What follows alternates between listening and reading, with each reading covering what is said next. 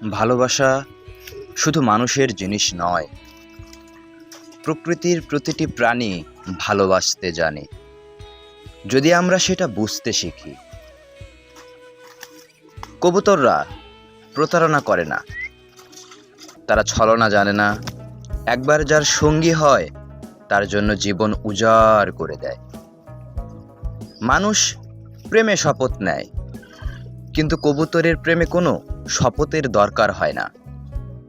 ওদের ভালোবাসা চোখেই লেখা থাকে। একটা ছোট্ট পাখি যার কিছু চাওয়ার নেই, শুধু চায় ভালোবাসার মানুষটাকে কাছে পেতে।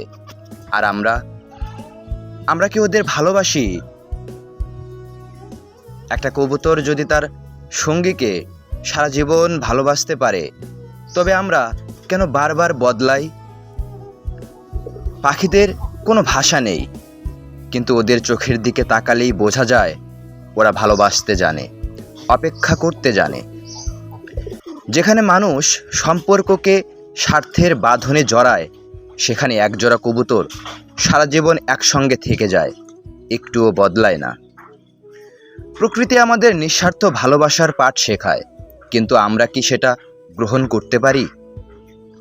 একটা কবুতর যখন খাবার নিয়ে ফিরে আসে, ও ভাবে না নিজে খাবো কিনা, ও ভাবে আমার সঙ্গী খেয়েছে তো।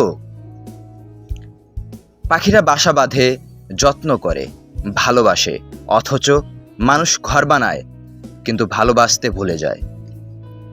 পাখিরা আমাদের ভালোবাসার আসল অর্থ শেখায়, নিঃস্বার্থ থাকা, পাশে থাকা এবং যত্ন নেয়া।